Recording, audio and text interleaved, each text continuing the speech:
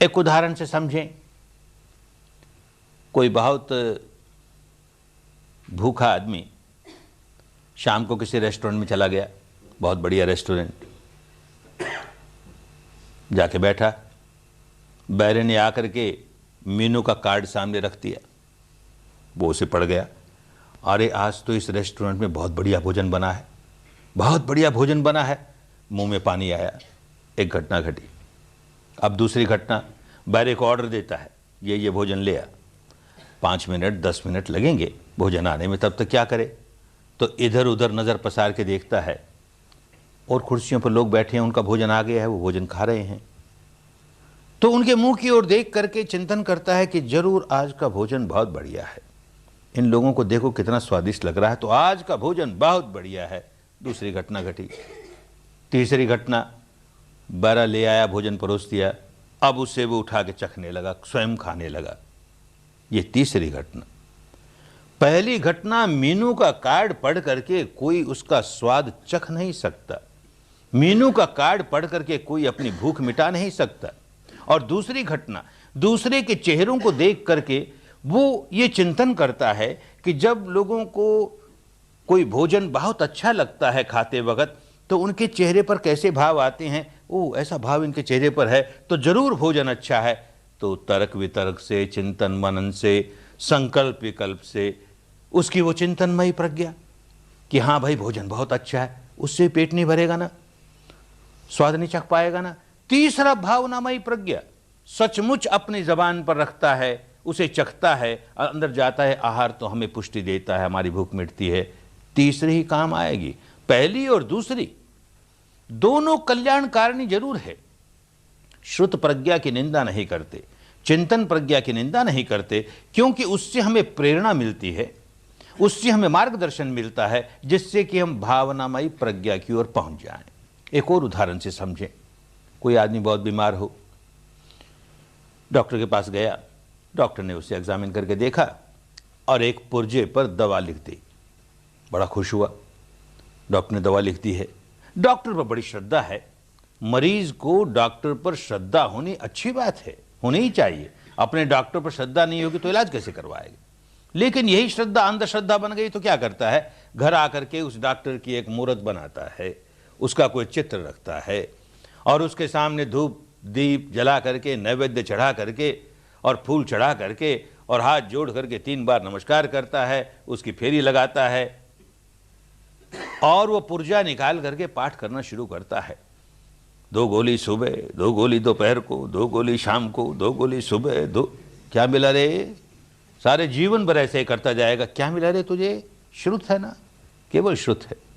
अगला कदम उठाएगा, उससे जरा समझदार आदमी होगा तो फिर डॉक्टर के पास जाएगा कि महाराज आपने ये दवा तो लिख दी, पर इससे मेरा ये रोग कैसे दूर होगा?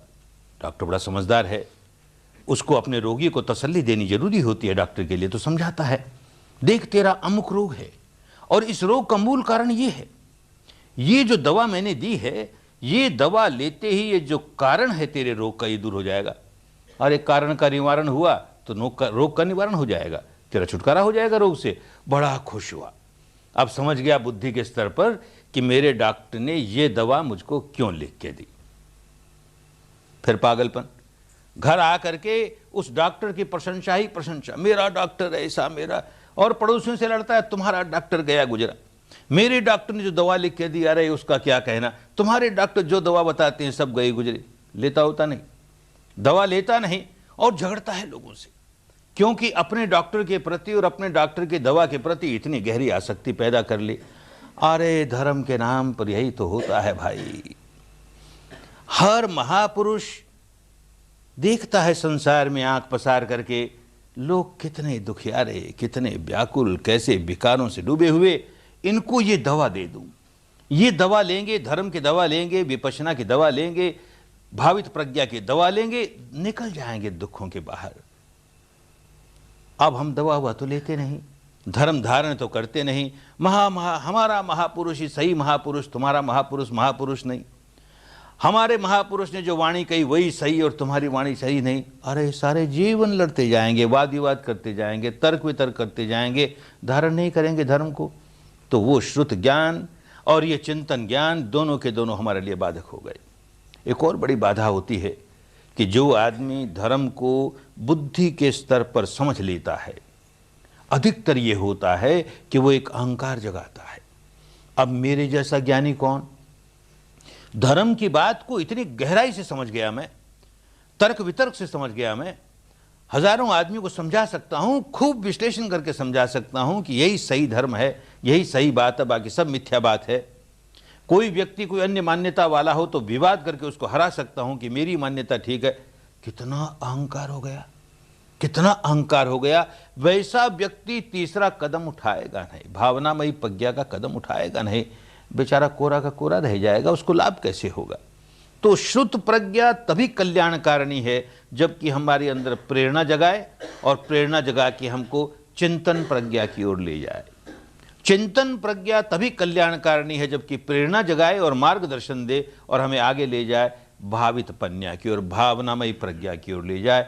ये भावनामयी प्रज्ञा ही हमारा कल्याण करेगी और कुछ नहीं, और किसी बात से कल्याण होने वाला नहीं है। ये ऊपर ऊपर की बातों से हम अपने मन को सुधार जरूर लेते हैं, ऊपर ऊपर के मन को सुधार लेते हैं, लेकिन उसका असर स्थायी नहीं होता।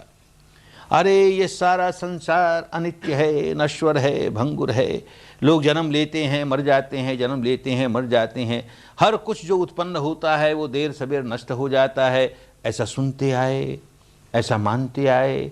जीवन में कोई घटना ऐसी घटी तो उसे देखा भी, अपना को कोई बहुत प्यारा गुजर गया और उसे शमशान भूमि में ले गए, चिता पर उसकी लाश रखी और उसे आग लगाई।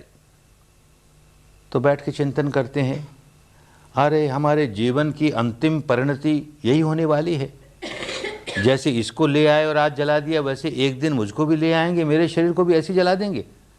ये भी अपने साथ कुछ नहीं ले गया, सारा कुछ यहीं छोड़ गया, मुझको भी ऐसे जला देंगे। तो मेरा भी सारा धन दौलत, ये बंधु पति पत्नी सारे के सारे यहीं रह जाएंगे। अरे इनसे काहे की आसक्ति करूं रे, इनके प्रति क्या राग करूं, क्या द्वेष करूं। बड़ा ज्ञान जागा, लेकिन कितनी देर के लिए जागा? बौद्धिक ज्ञान है ना, उस शमशान भूमि से एक कदम बाहर आया कि फिर वही मैं मेरा मेरा सारा ज्ञान धरा रह गया ना, क्योंकि बौद्धिक ज्ञान था, अनुभूति वाला ज्ञान नहीं था।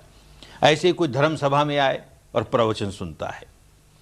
अब तो अनुभूति से जानोगे तो कोरा प्रवचन नहीं होगा, अपनी अनुभव से सच्चाई समझोगे। अन्यथा क्या होता है, प्रवचन सुना, बात बड़ी अच्छी लगी, अरे धर्म की बात कितनी अच्छी, राग मत करो, द्वेष मत करो, वीतराग बन जाओ, वीत द्वेष बन जाओ, आसक्ति मत करो, अनासक्त बन जाओ।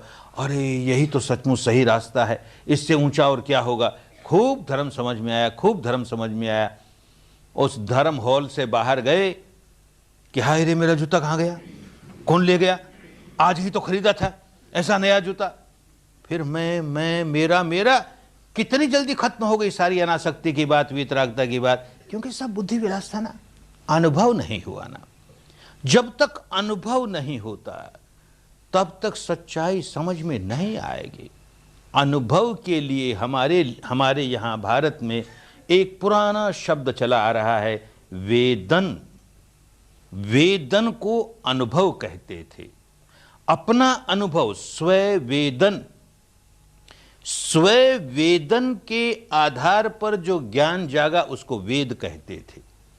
आप तो धीरे धीरे पुस्तकों के ज्ञान को वेद कहने लगे। भारत की पुरानी भाषा, उसे समझें। स्ववेदन माने इस 3.5 हाथ की काया के भीतर क्या अनुभव हो रहा है, क्या अनुभव हो रहा है, उसके आधार पर जो ज्ञान जागता है वो हमारे लिए कल्याणकारी ज्ञान है। जो व्यक्ति सम्यक संबुद्ध बना, और जो भी व्यक्ति सम्यक संबुद्ध बनेगा, अरहंत बनेगा, चाहे जो हो, सिद्धार्थ गौतम की अकेले की मोनोपोली नहीं, वो अपने भीतर इस सारे शरीर प्रपंच की सच्चाई को अनुभूतियों के स्तर पर, स्ववेदन के स्तर पर कैसा अनुभव हो रहा है, कैसा अनुभव हो रहा है, यूं स्ववेदन के स्तर पर, ऐसे ही सारी चित्त स्कंद की सच्चाइयों को स्ववेदन के स्तर पर, इस शरीर पर वेदनाओं के स्तर पर जो अनुभव कर लेगा और उसका विभाजन करते करते, विघटन करते करते, विश्लेषण करते करते उस अवस्था पर पहुंच जाएगा कि सारे शरीर स्कंद जिसको मैं मेरा मेरा किए जा रहा है, वो दरअसल क्या है, उसके अंतिम सत्य को अनुभूति से जान लेगा। ऐसे ही सारे चित्त को, चित्त वृत्तियों को स्थूल से शुरू करेगा और टुकड़े करते करते, विभाजन करते करते, विघटन करते करते, विश्लेषण करते करते उन दोनों के अंतिम सत्य तक पहुंच जाएगा। शरीर और चित्त के अंतिम सत्य को अनुभूतियों पर उतार लेने के बाद ऐसी अवस्था आएगी कि शरीर और चित्त के परे की क्या अवस्था है, तो देखेगा शरीर और चित्त का सारा क्षेत्र अनित्य है, नश्वर है। यह शास्त्रों की बात नहीं, गुरु महाराज ने कहा इसलिए मानने की बात नहीं, इन संवेदनाओं के आधार पर अनुभव करेगा। देख, उत्पन्न होता है, नष्ट होता है, उत्पन्न होता है, नष्ट होता है, यूं अनित्य है, नश्वर है, भंगुर है। अनुभूतियों से जानते जानते जब चित्त और शरीर के परे जा पहुंचेगा, तब देखेगा वहां तो कुछ उत्पन्न होता ही नहीं, वहां कुछ नष्ट होता ही नहीं, तो समझेगा ये नित्य है, ये शाश्वत है, ये ध्रुव है, ये अमृत है। और वहां पहुंच करके जब वापस इंद्रिय लोक में आएगा, वो अवस्था, वो अनुभूति कुछ क्षणों की हो सकती है, कुछ सेकंडों की हो सकती है, कुछ मिनटों की हो सकती है, कुछ घंटों की हो सकती है। फिर इसी इंद्रिय क्षेत्र में, वो इंद्रियातीत अवस्था है, भवातीत अवस्था है, फिर इंद्रिय क्षेत्र में आया तो आदमी बदल गया, स्वभाव बदल गया। ये सारा का सारा जो अपने भीतर सच्चाई के दर्शन करने का काम है, कौतूहल पूरा करने के लिए नहीं कि भाई क्या है इसे, क्या है ये शरीर, कैसा है ये शरीर, इसके लिए नहीं। इस सारे की सारी यात्रा में, सच्चाई के दर्शन की यात्रा में, सच्चाई के अनुसंधान की, शोध की यात्रा में हम अपने अंतर्मन के स्वभाव को पलटे जा रहे हैं। और ये अंतर्मन का स्वभाव पलटते पलटते, उसके विकारों से मुक्त होते होते हम अपने दुखों से मुक्त हुए जा रहे हैं। इस व्यक्ति ने जो सम्यक संबुद्ध बना, यही काम किया। इसके पहले बहुत ध्यान लगाए, बहुत तरह की साधनाएं की, बात बनी नहीं। तो कहा अपने भीतर क्या सच्चाई है इसको देखें। शरीर और चित्त की और इन दोनों के परस्पर जो प्रतिक्रिया होती है उसकी क्या सच्चाई है इसको देखें। तो इसी प्रकार सांस से काम शुरू किया और देखते देखते यहाँ संवेदना मालूम होने लगी और फिर गहराइयों से सारी बात समझ में आने लग गई।